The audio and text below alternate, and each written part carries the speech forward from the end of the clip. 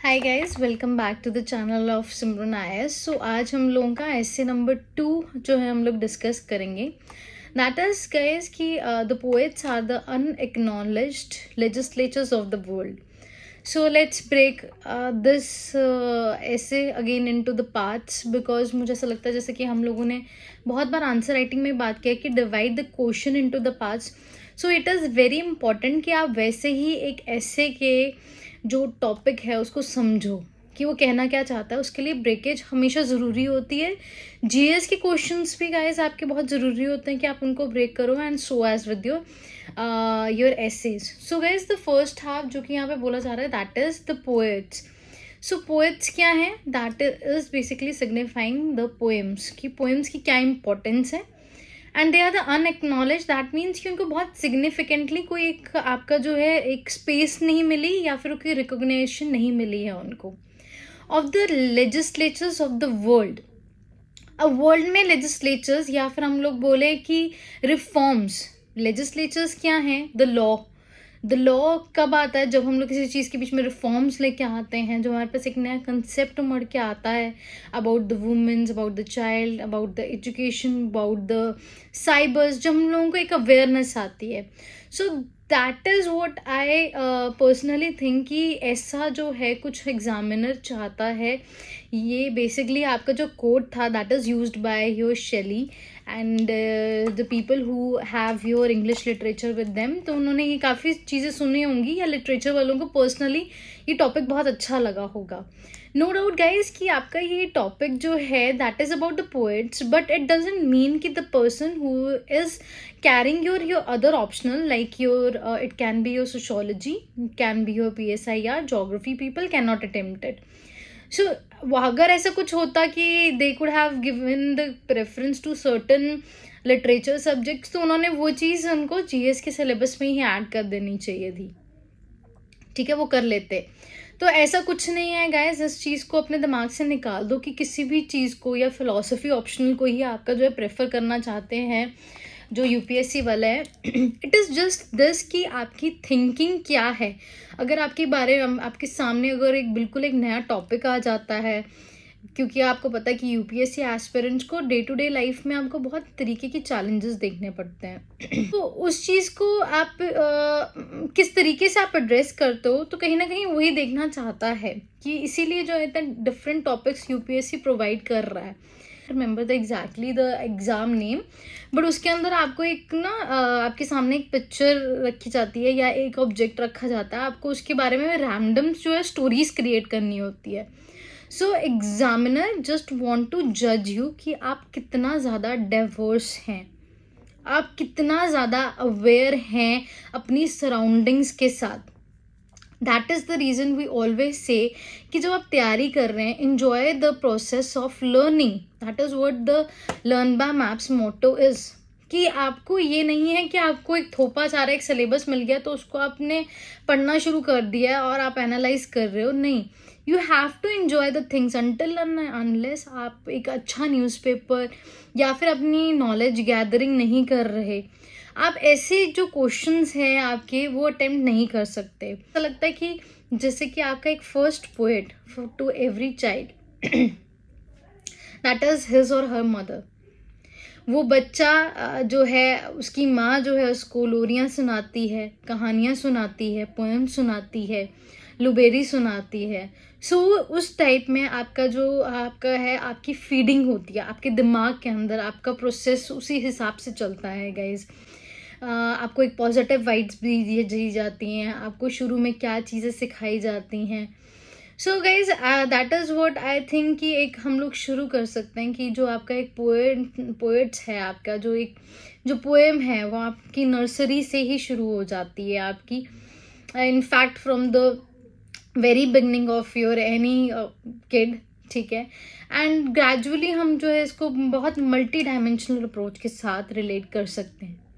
सिर्फ और सिर्फ ऐसा नहीं है गाइस कि किसी पर्टिकुलर ऑप्शन को I am remitting this, but GS में अगर आप यूपीएससी के सिलेबस को अच्छे से समझ रहे हो तो they are basically giving you the different dimensions how you can relate this thing to your your different dimensions, that is by your UPSC syllabus only.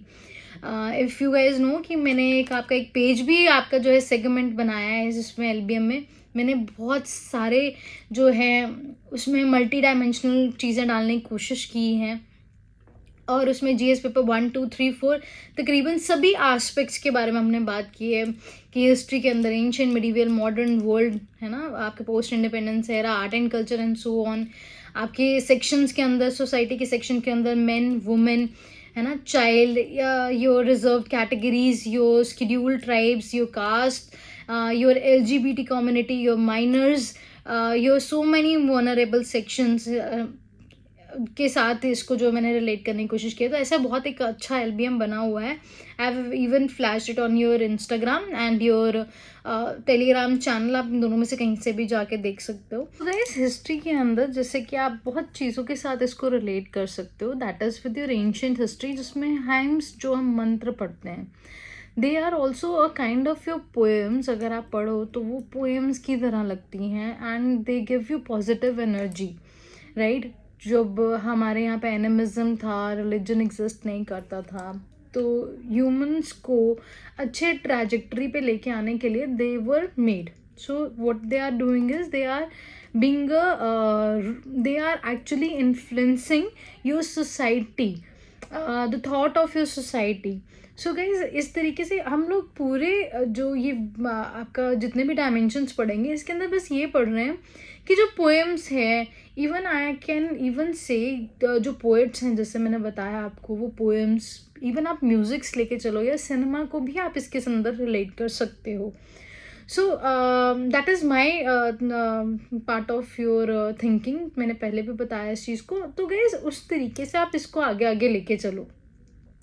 अब जैसे एंशियंट हिस्ट्री में हम लोगों ने आपका बात किया, अब मिडीवियल हिस्ट्री में कालिदास, ठीक है, अमीर खुसरो के बारे में बात कीजिए कि उन्होंने किस तरीके से चला है। वो भी उस टाइम पे जो है आपका कुछ ना कुछ सोशल मैसेजेस देते थे and that is a part of your culture also guys.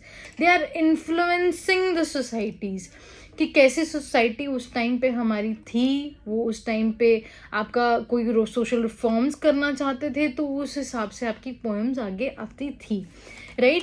And guys modern history के अंदर definitely you can say the poems, जो कि मैंने हमेशा बोलती हूँ कि it is not about your any optional, but it is very generalized perception कि आपकी जैसे वंदे मातरम है या फिर डू एंड डाई स्लोगन था, जिसके कारण कितने लोगों ने कितना इंस्पायर्ड होके हमारे कितने फ्रीडम स्ट्रगल्स ने अपनी जान की आहुति भी दी ताकि वो रिलीजन को उस टाइम पे आपके इंडिया को जो है फ्री कर सकें। So they are the basically the war cry of our nations, जो कि जिन्होंने आपका इतना सेक्रीफाइस किया just by getting motivated by some of these poems. कुछ आपकी पोएट्स आप ऐसे भी देखोगे जिन्होंने माँ की इम्पोर्टेंस के बारे में बताया। कुछ ऐसे पोएट्स भी देखोगे जिन्होंने आपके बच्चों के और फैमिलीज के बारे में या वुमेन सेक्शन के बारे में भी बात की, या ट्रांसजेंडर के बारे में। जैसे कि आप पुराने गाने सुनेंगे तो उस टाइम पे जो लव मैरिजेस थी तो पहले के टाइम पे नहीं अलाउड थी, अब कैसे जो है live ins are also allowed. तो वो कुछ पोएम्स और कुछ सिनेमाज और कुछ म्यूजिक्स कुछ ऐसे आए हम लोगों के, they are influencing your societies guys, there is thought process basically. हम लोग जब ऐसे पढ़ते हैं तो ऐसे के अंदर कई बार हम ये भूल जाते हैं कि हमें ना पॉजिटिव के साथ नेगेटिव पॉइंट्स भी ऐड करने चाहिए, pro advantages, cons, disadvantages and उसके negative impacts on the society. तो ये बहुत ज़रूरी है। जैसे कि आप गन कल्चर को बोल सकते हो, that is in your Punjab, है ना। आप हिमाचल के भी डेफिनेटली आप कंसिडर कर सकते हो। वैसे ही अपने अपने रीजन के अंदर आप देखिए कि किस तरीके का सिनेमा है और किस तरीके से कि वहाँ पे वल्गैरिटी जो है आपके सोसाइटी के थॉट प्रोसेस को डिस्टर्ब कर रही है। So this is how guys you should actually approach the things and definitely go for your preamble guys. आपको जो भी आपका टॉपिक आता है आपके ऐसे का, उसको प्रियम्बल्स के कुछ वर्ड के साथ एसोसिएट करके देखो कि is your poets are liberal to change your legislatures of the world. क्योंकि कई बार क्या होता है कि उनकी इतनी ज़्यादा इन्फ्लुएंस के कारण कई बार वो लोग भी आपका जैसे वल्गैरिटी वगैरह लेके आते हैं, वो चीज़ें अलाउड नहीं होनी चाहिए, because there is also certain kind of restrictions over them. जैसे राइट टू स्पीच हम लोगों का एक फंडामेंटल राइट है, पर वहीं पे रिजनेबल रिस्ट्रिक्शंस भी सामने आती हैं। सो गाइस, ऐसे बहुत सारे जो कंटेक्स्ट हैं आपको दिमाग में चीज़ें रखनी है। क्या प्रेम्बल को liberal, is your poets is your democratic, is your poet is your equal, right. Equality मिली है उसमें, इक्वालिटी कैसे मेन एंड वुमेन के बारे में बात कर सकते हो आप, फ्रेटर्निटी के बारे में बात कर सकते हो कि कितना भाईचारा आपस में पोएट्स के बीच में है, क्योंकि कई पोएम्स आपके किसी चीज़ को सपोर्ट करती हैं और कई चीज़ें जो है आपकी किसी और पोएट्स जो हैं आपकी किसी और चीज़ को इन्फ्लुएंस करने की कोशिश करते हो।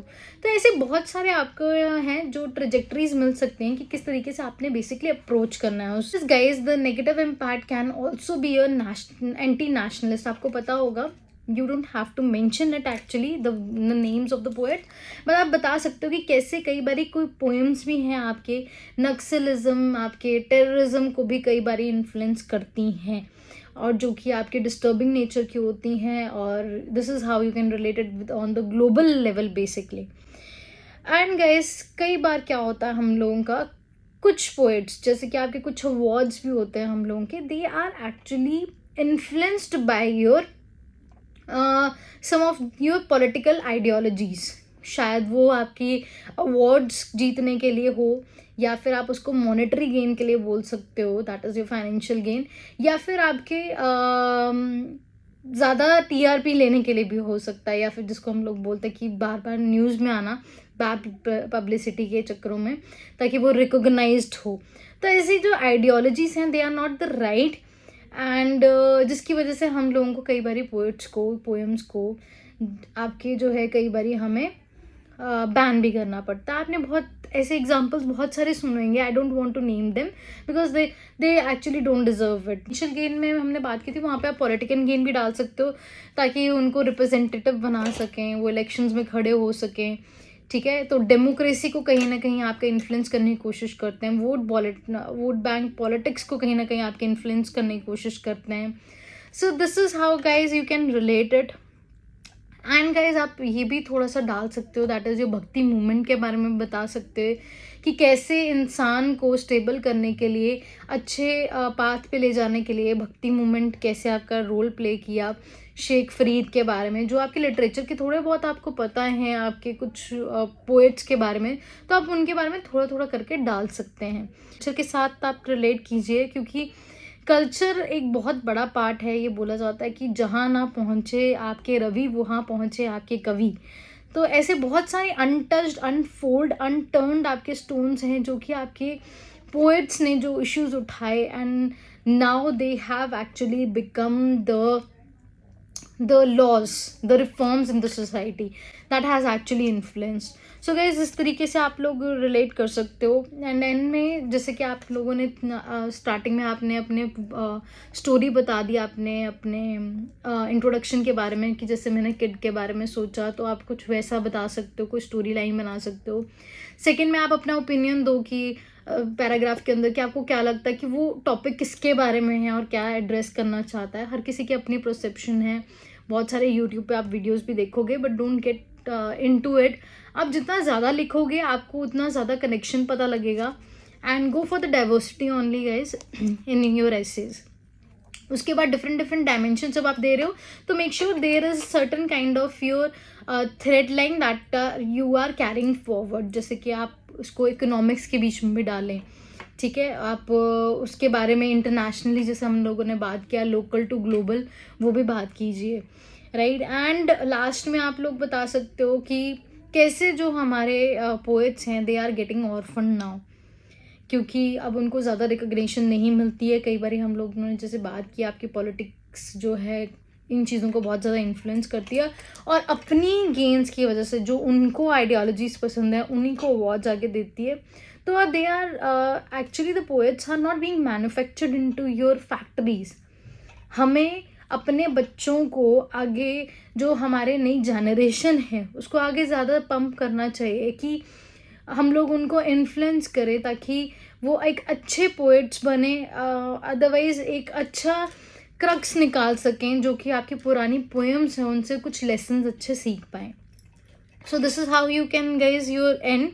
एंड डेफिनेटली जो है आपका एंड में आप ये बता सकते हो कि जो पोएट्स हैं they need your constant support, ताकि हम वो एक वॉइसलेस को एक वॉइस प्रोवाइड कर सकें और अपनी सोसाइटी, आपके कल्चर और आपके रिफॉर्म्स में जितने भी आपके रेवोल्यूशंस हैं उसके पीछे कोई ना कोई ज़रूर स्लोगन्स होता है.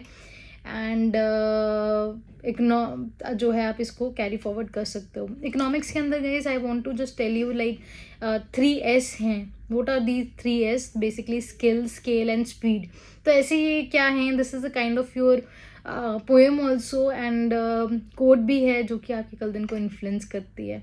सो एक बार आपकी जो लिखना स्टार्ट करोगे तो you will get to know. आप उसको पढ़ो, आपको खुद को पता लगेगा before writing your UPSC mains कल दिन को कि how I should be writing और मैंने क्या मिस्टेक किया, आपको खुद को देख के पता लगेगा.